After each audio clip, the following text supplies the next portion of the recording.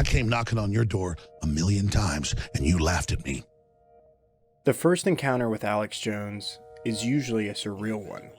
The Austin-based radio mogul has a bombast and delivery that leads to performances like this. I'm not going to get in bed with you. I don't like them putting chemicals in the water that turn the friggin' frogs gay. Do you understand that? Serious crap. He is a man who, on the record, has stated that the Sandy Hook shooting was staged, that the U.S. government played a part in the Oklahoma City bombing and 9/11, and that Carrie Fisher was murdered to boost Star Wars sales. Oh, and he believes the world is run by interdimensional, shape-shifting child molesters. They're demons. They're frickin' interdimensional invaders, okay? I'll just say it, make fun of me all you want on CNN or wherever, but everyone already innately knows this. These people are not frickin' humans, okay? In the midst of hundreds of Alex Jones tirades on the internet, there's a clip where the provocateur explains his theories on Christopher Nolan's Dark Knight trilogy. In it, Alex Jones explores a bizarre array of ideas, but his main point is that the Dark Knight trilogy is a propaganda instrument financed by the Department of Defense to justify mass surveillance and the police state. If, for nothing else, the clip is a great watch for its sheer entertainment value alone. And as all informed people know, governments have been fluoridating water supplies for more than 60 years, causing brain damage and cancer. But through all the absurdity, there are some odd gems. And these gems are made all the more strange when they come from ramblings of a paranoid conspiracist. For instance, the statement, "The power of images to program the mind is not debated," is not much different from something you'd hear from Zizek or some other cultural theorist. Who is Bane? He's a symbolic demon, a destroyer, a symbol of the Hegelian dialectic. It's pretty much exactly something you'd read in a reputable film journal. But to be clear, this isn't some genius takedown of the Dark Knight, and any accidental insight gleaned from an argument based on an absurd agenda must ultimately be treated with caution. What's useful in watching clips like these is not necessarily their conclusions, but the practice of exploring political subtext in cinema. One of the major gripes of Alex Jones when it comes to blockbusters and propaganda is Hollywood's partnership with the Department of Defense. Many don't realize the United States government often partners with the Hollywood productions if it deems the story and representation of the government appropriate.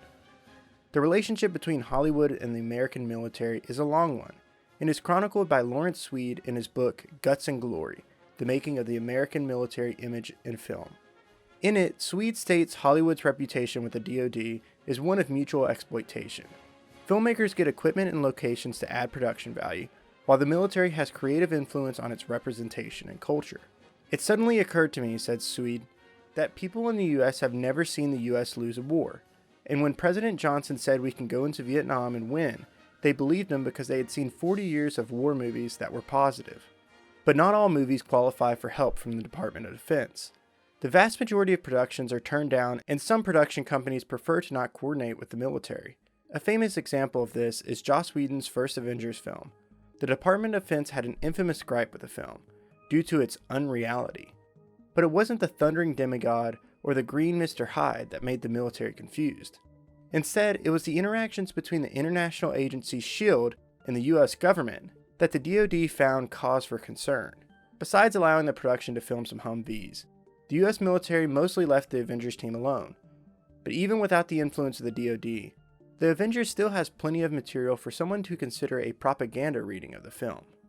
If The Dark Knight inspired Alex Jones to go off on his tirade, I can only imagine what the Avengers movie would inspire. To Jones, Tony Stark must be a globalist on scale with Hillary Clinton selling weapons around the world. And like the scientist turning frogs gay, Bruce Banner is a corrupt green monster who represents the overreach of science. And what is Captain America but a shill for the military-industrial complex?